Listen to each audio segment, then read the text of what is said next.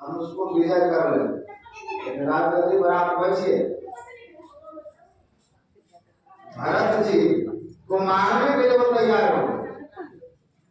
आगे प्रसंग है, भरत जी लौटाने जा रहे हैं। लक्ष्मण जी को पता चल गया भरत जी सेना सहित आ रहे हैं, तो तुरंत धनुष पर मारने लगा, मार ही डालूंगा उसको।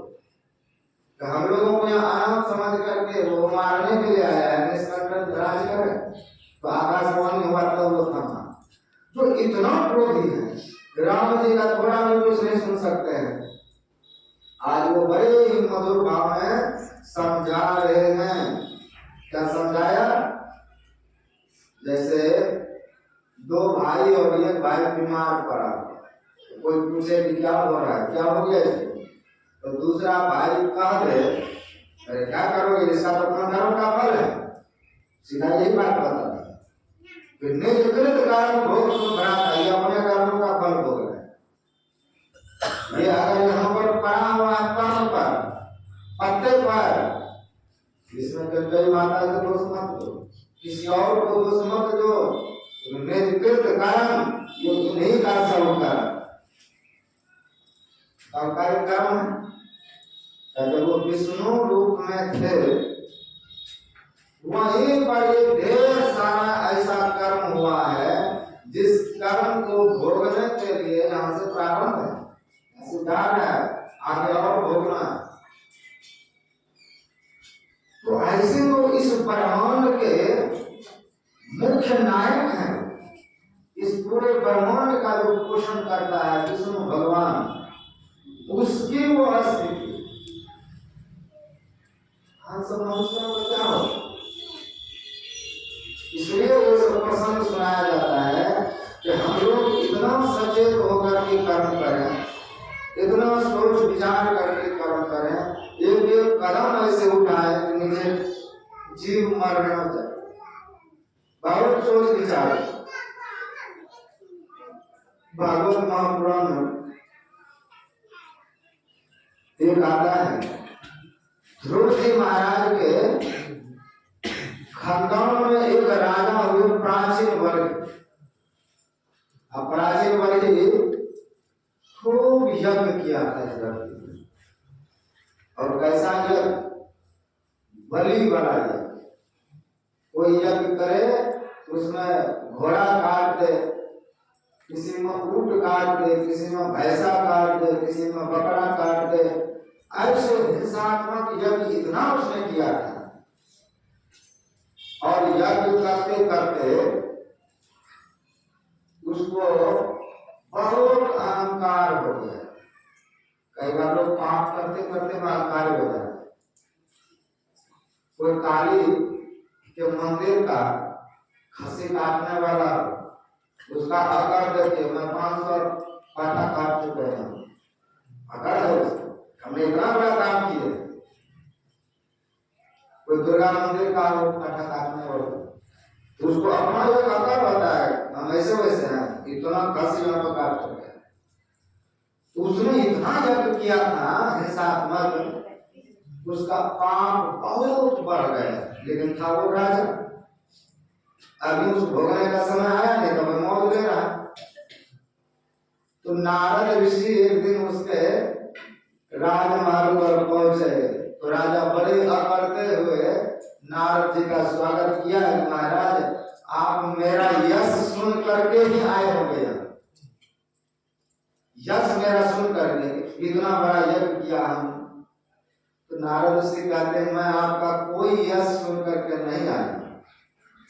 तो महाराज इतना मैं यज्ञ किया हूं, पूरे धरती कुशों से पट गई, इतना यज्ञ किया। एक अकारने वाला राजा था, कौन? जो गिरगिट जोने पड़ी, कौन वो राजा? राजा नृग। ये नृग गिरगिट जोने में पड़ा हुआ।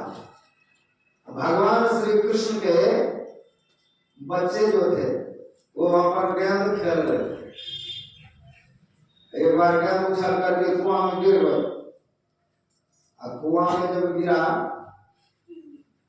तो भगवान श्री कृष्ण को जाके कहते दादाजी मेरा गेंद पाँव में गिर गए। वो हम देखा तो बड़ा भयानक गिरगिट है। तो भगवान योगी है, ऊपर से हाथ नीचे किया और गेंद को निकाला, लेकिन जैसे उसमें स्पर्श हुआ, स्पर्श होते ही वह गिरगिट तुरंत राजा के रूप में बदल गए। कहाँ से आया? महाराज मैं ही गिरगिट में। गिरगिट होने में क्यों गए? तो बड़े आकर के साथ महाराज आपने निर्भ नाम का राजा सुने थे? नहीं मैं तो नहीं सुना।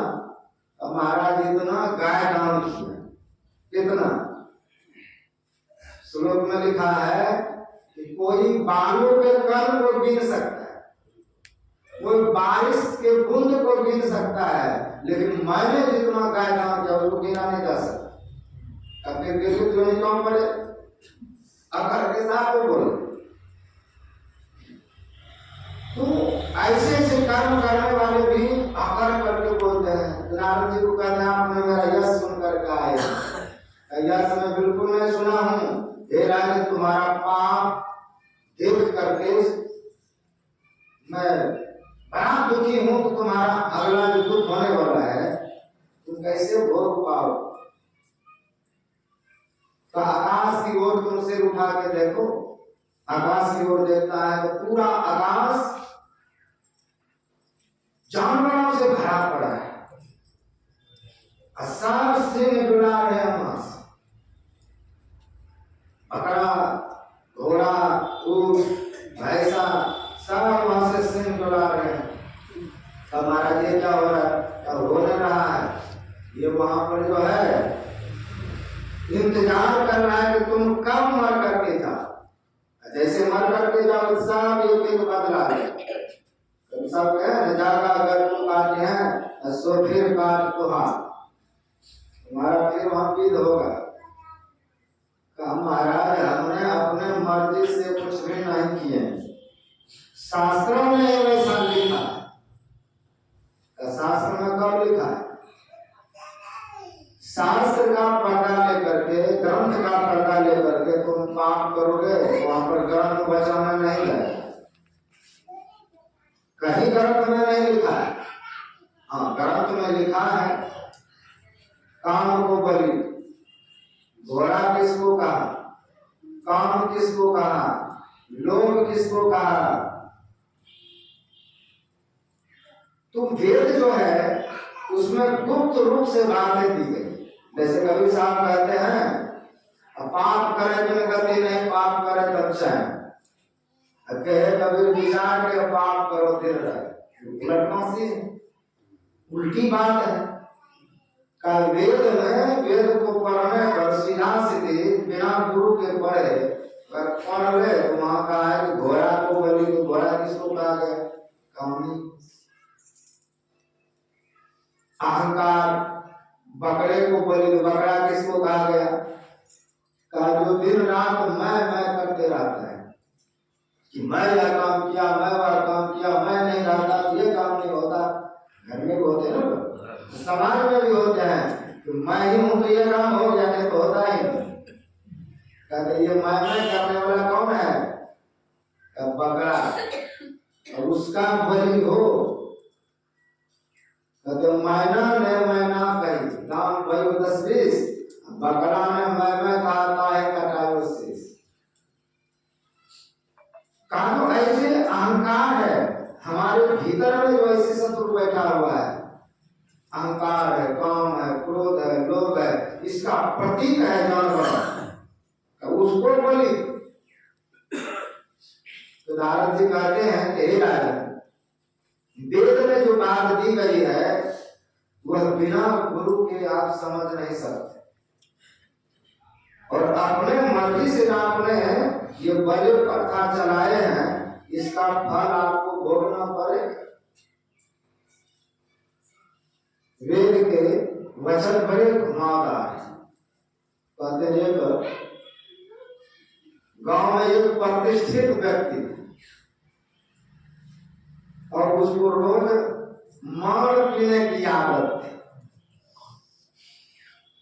जब उसकी पत्नी रोज चावल से मार निकाले पति को दे गरम गरम पी लेते।